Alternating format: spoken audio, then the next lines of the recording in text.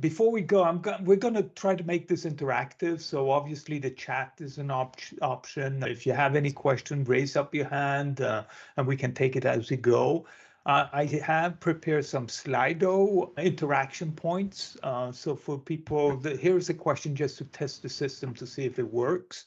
If you point your phone on the QR code, you should be able to actually get access to the Slido. And here's the question: what do you do? You know, what's your job? Let's just see who's on the call here. Great. So it seems to be working out here. We've got a good mix here. Obviously, you know, in my network, a lot of marketing folks, so kind of predominant here. But value creation and value delivery is actually a job for everyone. So glad to see operations in here. Glad to see sales because this is a joint effort. So what we're going to do, you know, before we go in there, you know, a couple of things, you know, why does this actually matter when it comes to delivering customer value, which might sound as a strange question, but here are at least three good reasons that I came up with. First of all, we know that 90% of startups actually fail within the first couple of years. And those that actually succeed and go beyond that, 40% don't make any money. And when you dig into the statistics, the primary reason is that they actually start creating something that nobody needs. Okay, there's a lack of insights, a lack of understanding of the marketplace. And the second reason, and the reason they don't make money, is that they actually don't price it according to value. So that's one first good reason. The other one is that I have personally experienced what I call these staggered launches. So you have a launch of a product and it takes off and then it plateaus. And then you go back into the learning curve and try to understand what happened and you correct it and it retakes out. You know, it kind of launches up again. And again, it staggers up there. So what can we do to actually get that perfect launch profile of getting it up to peak sales as quickly as possible? You know, how can we understand that customer value those needs in order to get that to that level? And finally, the other one is much more personal. And I actually had a boss who was at that time the European direct sales director, and I was handling the marketing side. And he came to me and said, "Christian, you need to make an impact." Which I fully agree with them. But the only problem was that he didn't tell me how I should make this impact, you know, and so you're kind of struggling around here. And actually, when you look at these 5 steps that we'll be talking to do, this is the opportunity where you can start actually having a framework that will help you generate an impact on the business. So what are these 5 steps that we'll be covering? It's what I've designed and called for the last 3-4 years, the value funnel, in the sense that all of these pieces are interlinked into each other, and you actually need to follow a certain order to get the maximum out of it. So the first part of the value funnel is the value and comprehension. And this is where we actually need to start getting those deep insights that explain the customer needs and the behaviors. And I'll come back to this. We'll talk a bit, go into detail in each step here. Once we have these insights, we can start talking about value creation. Okay, and this is where we start developing those value propositions, the way we're going to deliver value to a targeted group of our customers. Having a value proposition is a great starting point, but a value proposition still needs to be communicated, which is the next level, the third level of the funnel, is where we start looking at messaging. And I can tell you straight from the bat here, when we are working in our space here of animal nutrition, animal health, and agriculture in essential, you know, our messages are not very impactful, and you'll see later on why. So we got a value proposition, we got great messaging, and now we need actually to get our sales teams trained up in order for them to deliver the value down to the customer. So the value conviction is all about training your salespeople in how to deliver value down to their customers. All this is fine. So the value the customer has bought the value, they understood it, they are on board on it. The last step is actually how do you capture value back into the company? Okay, and this is where we talk about strategic pricing, value-based pricing from a strategy point of view, but also how we manage and how we hold the pricing discussions with our customers. And these are pretty delicate over the last couple of years as we've seen these rampant inflation going around in Europe. So this is the original value funnel, and we'll go into this couple of steps here. I did add in recently two additional considerations. From one side, I call it the value cohesion. And the value cohesion is how good are we of actually transferring the information and the decisions from one element of the funnel to the other one. What often happens is you might have a great insight, but does it get captured in the messaging, or does the agency that you've recruited go completely off on a tangent? And the other element is the value coordination. Like I said from the beginning, that value delivery is a coordinated effort across different functions, right? So we can do the best at the strategic level to come out with a very impactful value proposition, and we can start creating a value-based pricing on top of that. But if the finance people are not aligned to that, that's just not going to be happening. So it goes way beyond just sales and marketing. Your finance department, your R&D department, your innovation department, customer service department, everyone actually gets involved here. And this value coordination is a critical part of making the value funnel framework successful. So I actually grew up in the corporate life in the animal health. So I spent my more than 20 years in Elanco doing various executive marketing functions and also running a couple of affiliates.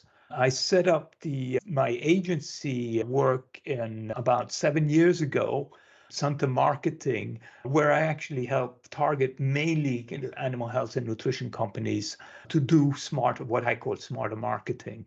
In 2019, I actually created this framework based on all these different requests and issues I've been having coming in from the company, from the different clients, because there was this common theme that was going through these requests, and they actually all fit together into one puzzle. So that's a bit my background here. What I'm going to do now is just go through these 5 different steps that we highlighted and give you some tips and tricks. Like I said, there's a lot of materials that I want to share. I had to make some choices here, but I really hope that you're going to get enough of very practical insights to make the first step here. So one of the key things, the 2 key things I see that's not happening when it comes to value comprehension. The first one is that there's a lack of focus. We don't do enough of segmentation. And often I hear my clients, yes, we got a segmentation. We focus on veterinarians and farmers. But that's not a segmentation. Those are key players. A segmentation takes it down to the next level. What kind of veterinarian are you talking about? Is it a company vet? Is it an independent consultant? And because all these different segments actually have different attitudes and beliefs, okay? And so when we do our market research, where we spend a fortune and we start doing a qualifying question saying, how big is your dairy farm? How many animals? And if you're less than 50, you're out.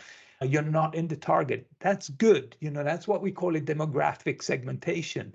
those kind of segmentation doesn't really help us understand what the customer needs are.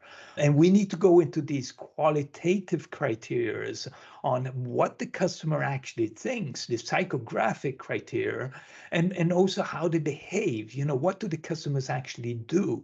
So, you could have an organic farmer with less than 50 cows that is going to operate and have a completely set of beliefs completely different. Only if we nail it down at that level can we actually create a good segmentation.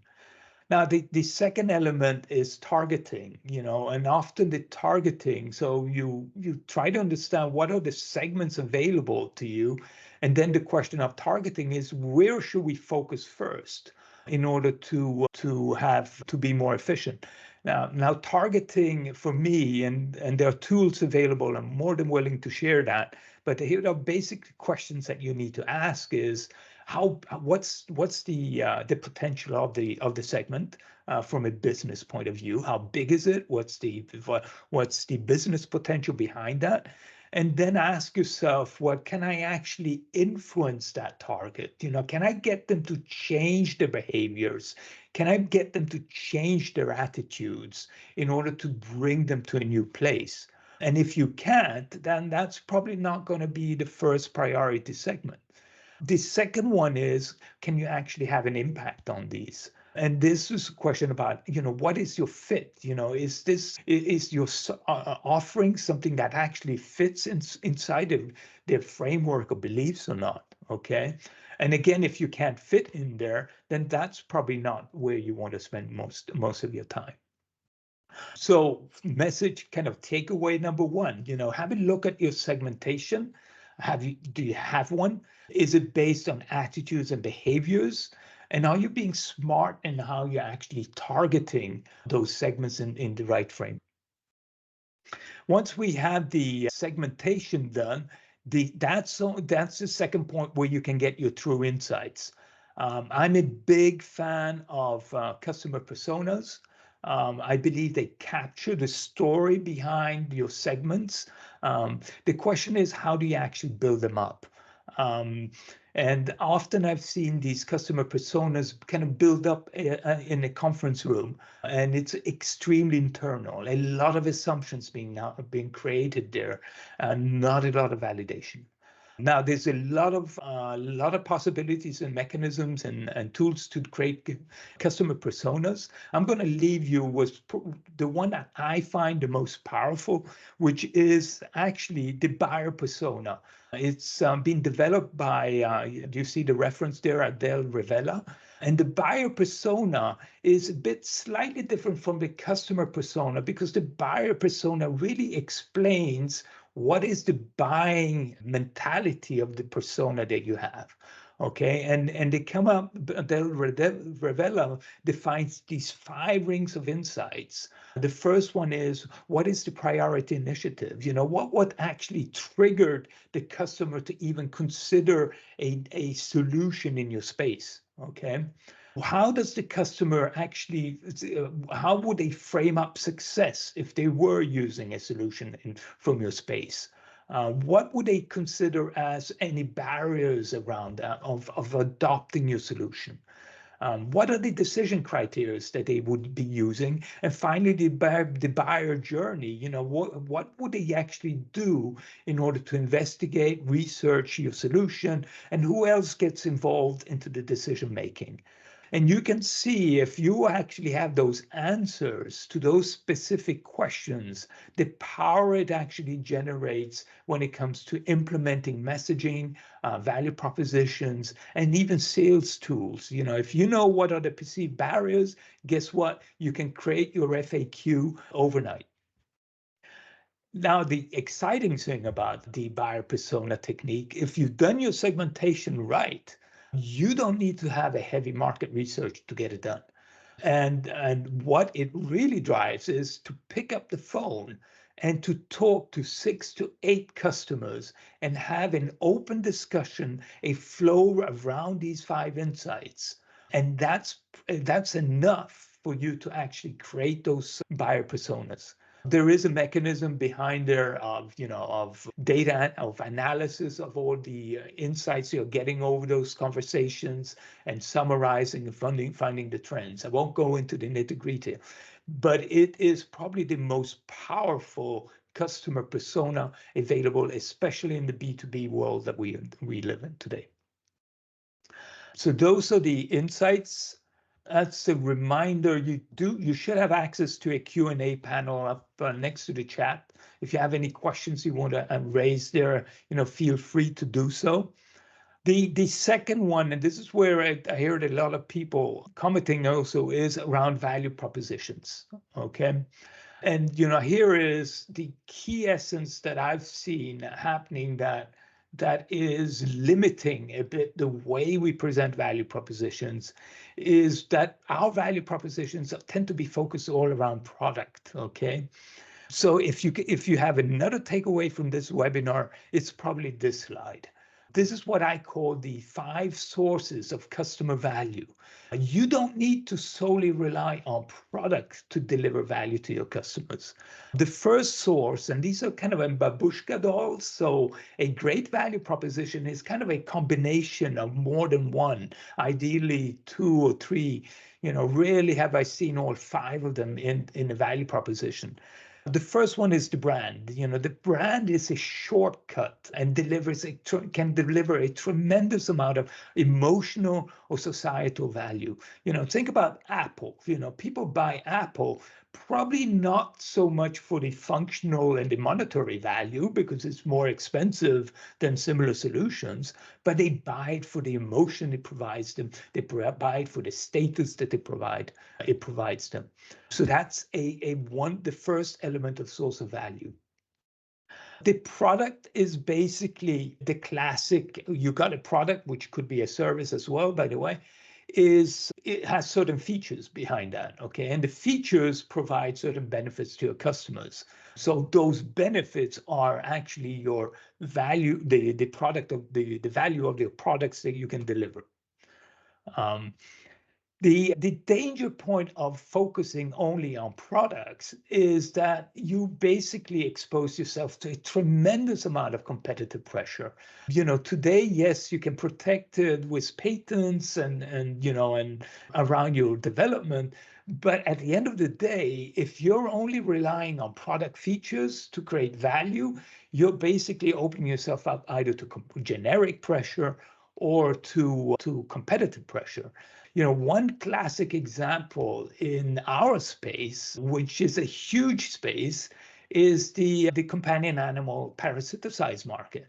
When you see all these products coming out by the main players, they are basically focusing on 3 key features. The spectrum of protection it provides to the pet, the duration of protection, and then the convenience factor. How do you actually deliver the thing? And these 3 features seems to be the rat race of all the companies. They're trying to create a longer, a broader, and more convenient product, okay? And they're spending a fortune in there and trying to outpace each other constantly, every year. The next level of value you can provide to your customer is by solving their problems. And I'm saying solving their problem because often people think, well, this is the service bucket. Yes, it can be services as long as it solves the customer problems. Okay, so if you are into vaccination in poultry or in swine and come out with a injection gun for the customers, you're not really solving the customer's problem. You're solving your problem, that you need to get that injection into multiple number of animals at the same time. Okay, so solving customer problems is the starting point, is really going down deep and understanding what is the problem that they're trying to solve. Okay, and coming out with a great solution. I was working with one customer outside the industry here in the construction industry, And they were working with kind of entrepreneurs that have been fast growing. So you start off a small entrepreneur, maybe with one crew and one truck in the construction business, growing fast, and suddenly they are having 4 or 5 trucks and crews to manage. And basically they were not managers, they're just business people. And this company I was working with was providing insulation. Okay. One of the biggest value drivers or needs that came out there was help us train our managers, help us to go coach people, give us management and leadership skills. It had nothing to do with the company that I was working with, but by just providing access to this kind of training, they created a tremendous amount of value for the customer. In our world, those are probably the 3 kind of layers that we tend to use and leverage most of the time, even though the solutions sometimes get a bit mixed up with these product-centric services. Today, though, more and more people are actually making decisions, purchase decisions, based on the experience or how the value is delivered to the customer. One classic example of this is the COVID test that came out when, in the middle of the pandemic, I had a choice. I could go to the hospital, and stand in the line, get vaccination, and no sure date on getting the results and all that. Or I could pay 3 times as much and have an appointment on a fixed time and guarantee I get the result in time for my flight. Same test, okay? Just how we deliver it completely different, and an associate value behind that. The last one here is your business model itself. Are you having a partnership? Do you have strategic partnerships where you actually can leverage a synergy across the board? Okay, so for example, can you well, in our field, sometimes we work with the vets and we recruit their inside services and package it into our value proposition. Okay, that would be a classical example in here on where we leverage partnerships to create more value. So that's once. So the message here is, think beyond products when we're looking for customer value. The more you go beyond the product, the more it's going to be difficult to copy it, right? An experience that you create can be pretty unique. And the second thing is that the more you go across these 5 sources, the more ownership you get at all levels. Because guess what? Who owns partnerships and delivering experience? Mainly in the field, okay? It's very difficult for a sales rep to influence the overarching brand or the product innovation apart from giving input. But here now suddenly they have access, they have the possibility to create and generate additional customer value.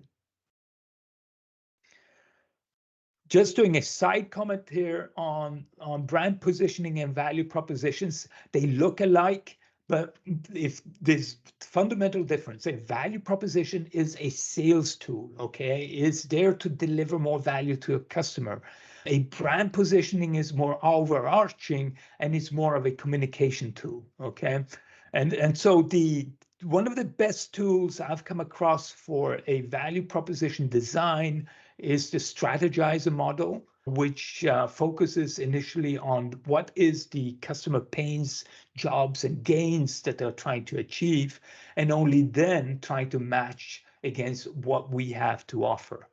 Okay. The key thing about value propositions is that it's basically a list of what I call value drivers, a list of things you can do to deliver value to a specific group of customers that have similar needs. Okay, and these value drivers can either relieve any pain points or provide additional rewards and gains. And we actually see them in 3 different buckets. We have these economic or tangible value drivers, okay? So they can be either functional or monetary. This is where we can put numbers on it, think about it, reducing mortality, improving performance. Those are all the classical tangible value drivers. We have all the emotional value drivers that we actually provide, and better animal welfare that we can provide into the farms and things like that. And then we got all these and the more personal ones like social value drivers, esteem, how do I look in my peer group, etc. And now more and more societal value drivers, when it comes to, welfare of the animals, like I mentioned, that is a new value drivers. So again, often what I see in value drivers and value propositions in our space, we tend to be focusing a lot on the functional ones, and we are missing out on the huge elements of emotional value drivers. And you'll see later on, if you don't have emotion in there, the customer is actually going to have a hard time making decisions. Okay. Just checking, let me check if we are okay here. Let me go and talk about the next steps, which is the value communication. And the value communication, the key element here that you need to remember is you need to get your messaging to be brain friendly. Okay, so let's do a little test and see how fast, how good you are on your neuroscience level. How many bits per second, which is a information 0 or 1, like a computer, can the human brain process per second? I gave you some options here. Let's see what you believe. Okay, so I see a kind of a predominant going in the safe place, saying 100 to 500,000. It's actually a bit of a trick question because the real answer is 11 million bits of information per second, and that's what our human brain is actually handling at every moment of time, right? Now, thank God we got the kind of remote control over that.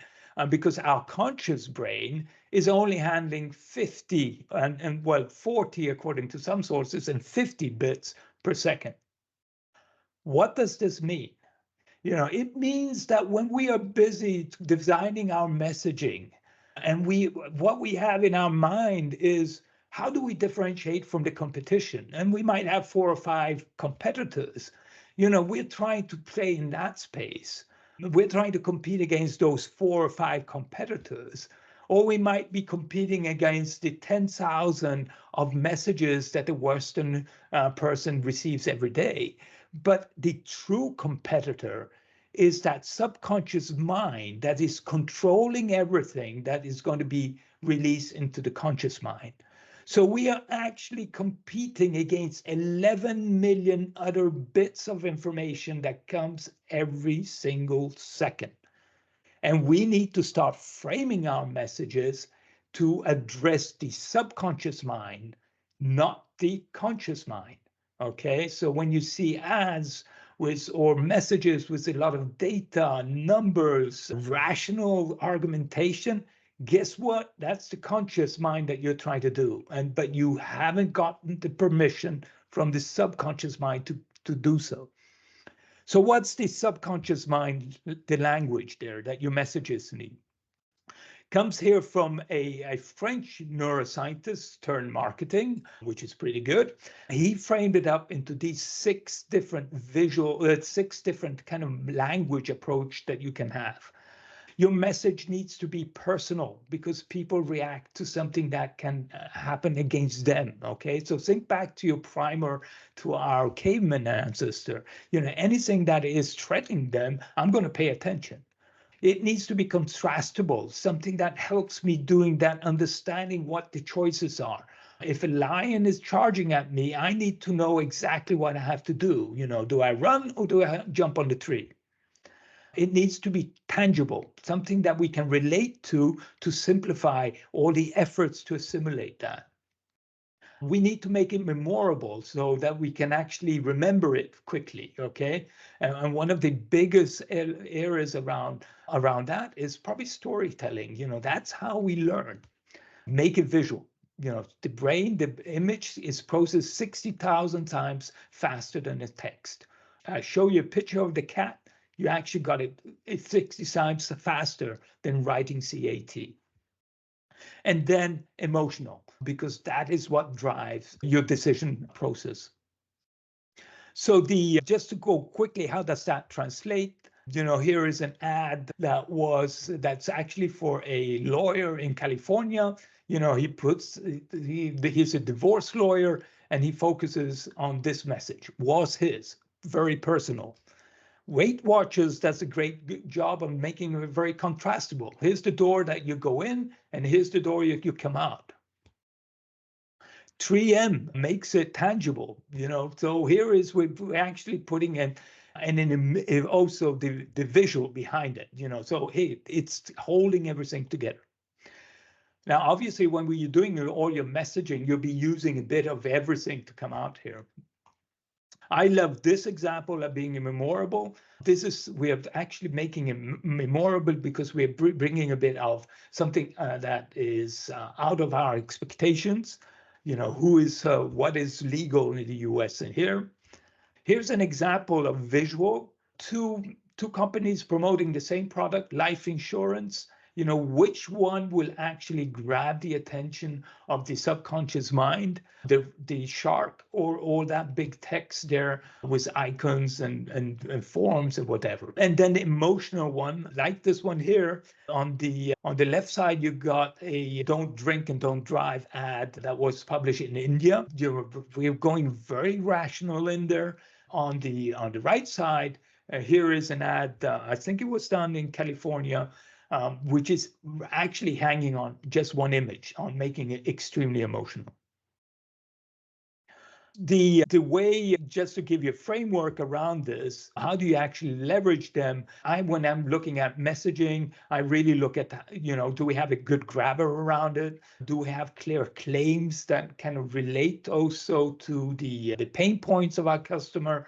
Is the visual hanging out there? Is it the right one? And then also, do we have proofs of what we do? Do we have the credibility behind that? And here is a work that I did. I picked it up on the internet, so it should be public. So you can see here, they got a grabber, revealed the hidden, a kind of overarching better decision, finally sleep better. And we're creating some contrast here by using the power of three. So 3 statements coming out there. Behind that, you got the proof point, and you got some visual icons behind that. A simple framework that helps the mind actually relate to where it's going. The other one, and I won't go in there a lot, but the other key area about the messaging is sometimes we over rely on print messages, PowerPoint ads and all that. And what I try to focus on is the use of stories. And stories in business is a tremendous use. And maybe you guys are doing some stories when it comes to testimonials and all that. Just make it very human. And obviously, when it comes to a story, there's a structure you want to use, which is, do you have a setting framed up? Do you have a problem that is stated? Do you have a turning point that, the intervention, the hero comes in, and finally, what is the resolution? There's a great book that's called the 7 Stories for Business. I can provide you the reference later on that one. If you got the right messages, then here is what we come to value selling. And today there's 2 big issues or challenges I see around value selling. Is first of all, what it is. What does it take to do a good B2B value selling?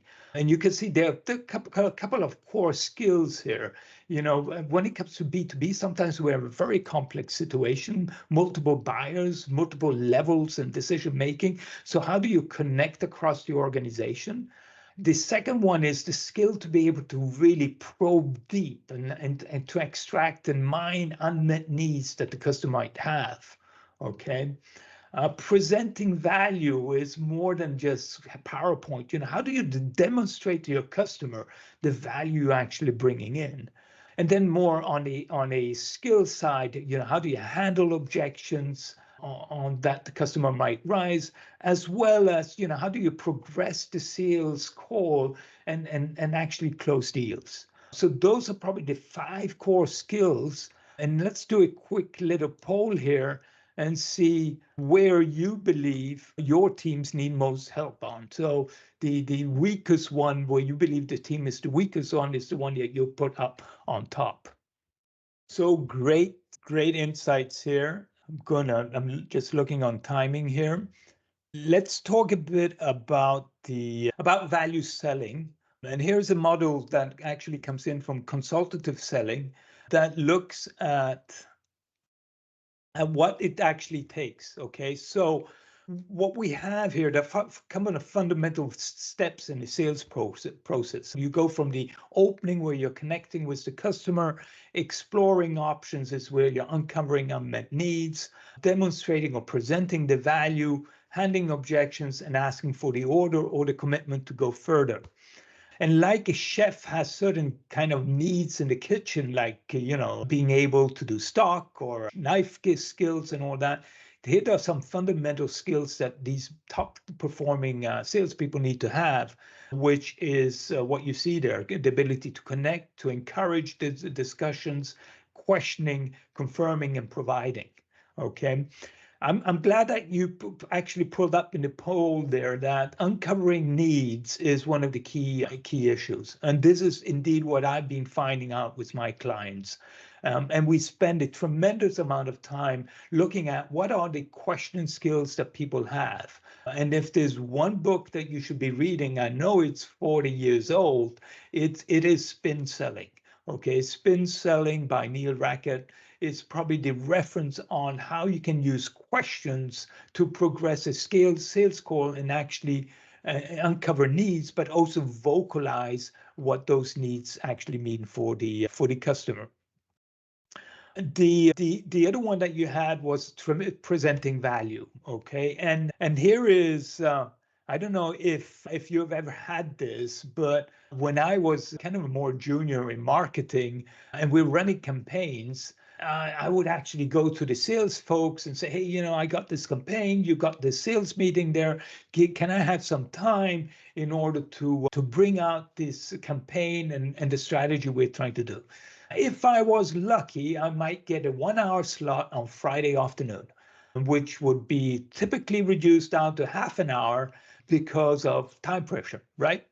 And what happened was a data dump. We go in there, we overload with slides, show the brochure, and off we go. Okay. That is not how you're going to be transferring value to the sales teams. Okay. So what we are doing today with the customers, especially for major launches, is actually mirroring a bit the sales call and bringing in the different tools that the sales teams need at the right moment. So what do I need to open with? What are maybe some good questions that I can use to uncover needs? What do I need to provide to sell the value and demonstrate the value?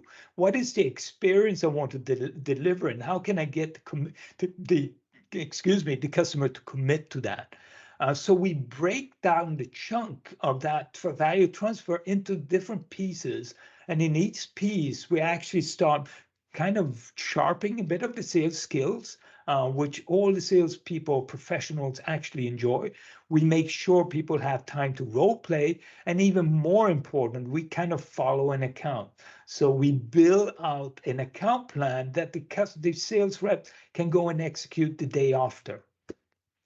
Takes more time to put up in place, but this is probably the best practice, because then the customers really understand what is the fundamental value I'm providing. They understand which customers they should be targeting on and how they should be delivering that value to the customer.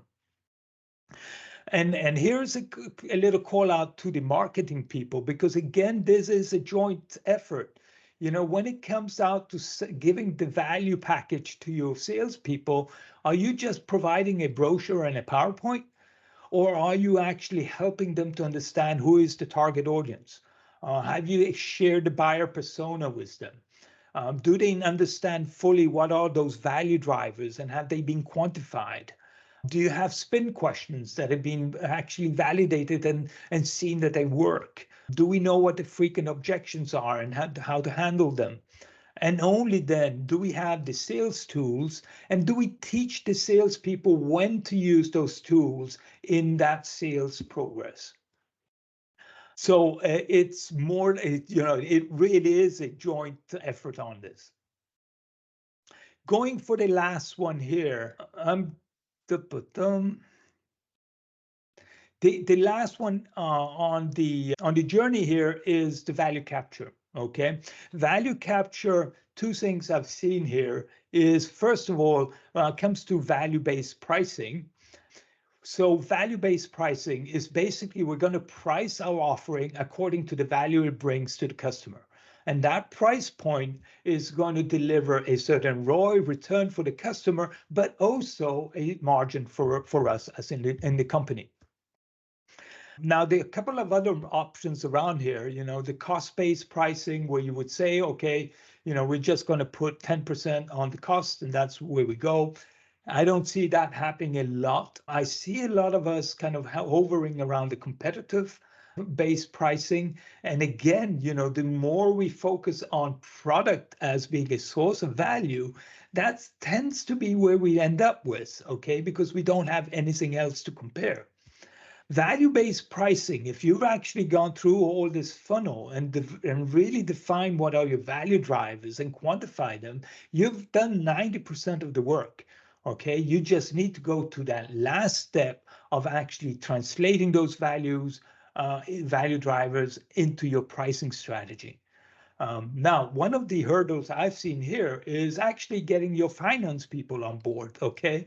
Value-based pricing might not mean much to them at this stage, so you need to kind of train them up in there and get your level management to switch, because it's a mindset switch of going from competitor over to value-based pricing.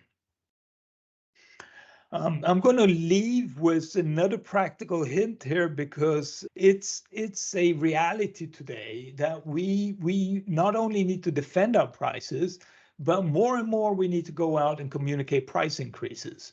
And I've seen the way we're doing it is it's all over the board. I put this graph up here because I guarantee most of your salespeople are going out there didn't even know what inflation meant before it hit a couple of years ago. Okay, it's back in the 70s that we had those big peaks on it. I remember that, but I was 10 years old at that time. So what is a great way of presenting your price increase narratives? And I'm just putting the framework up here. We can engage on more discussions later on. But basically, when you're explaining the rationale to your customer, you have 5 choices. What I've seen so far is a majority going on to this Me Too narrative, this very generic narrative that we say, hey, our costs are going up, please take the price increase. Okay, it's puts the company in a very weak position, because maybe costs will come down, and because some customers have elephant minds, and don't forget that, right? Some companies go a bit beyond that and start having these maintain narratives. A maintain narrative would typically be saying, in order to continue offering the ongoing services and support that we have, we unfortunately need to increase our prices by 10%. And then they could maybe tag on a bit of Me Too and say cost has gone up, right? A bit better, but still, you're not really creating additional value to the customer. The next level you got a couple of them here. But one is the choice narrative and saying, hey, we are going to be increasing we have to increase our products for the price by 10% for the premium line, but you can go if you want to the sub-premium line. So make a choice here. It's your decision. Relationship narratives is where you have customers where you have strong relationship, and you're going to leverage a bit what you've delivered as value in the past, okay, on that personal side, and say, hey, we unfortunately we have to increase the price by 10%. Hopefully, recall what we've done to you in the past, and you really would actually spin out the whole list of customer, the history of that you had with the customer here at this stage.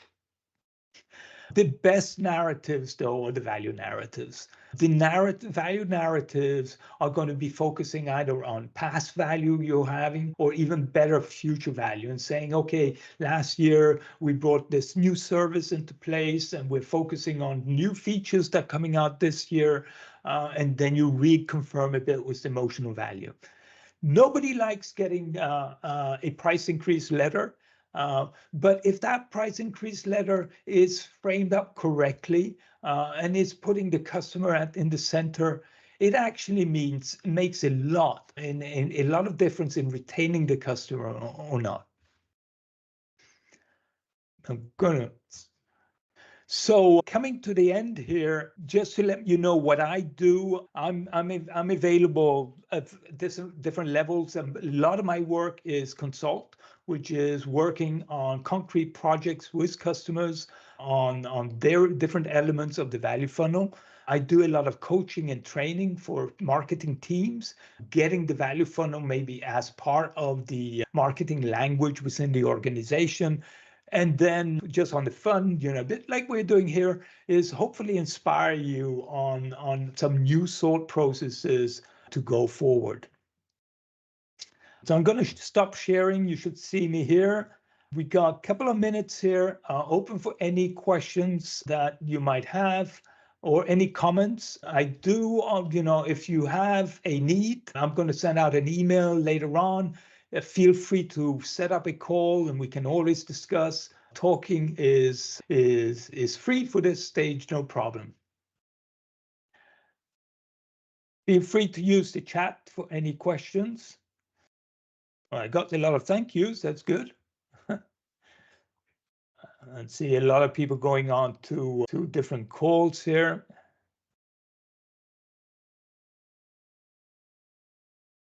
Thank you for really, again, thank you for assisting here. I'll send out a link with the webinar comment recording, and hopefully we can touch base and really truly, my passion here is to help companies here deliver exceptional value, and maybe I can help you out in a role here.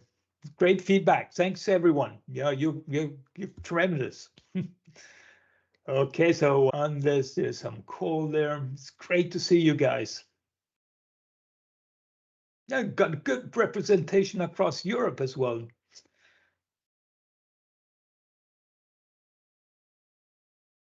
Yeah, Monica, I'll send you an email, and you can, on that email, you'll be able to see where you can book me.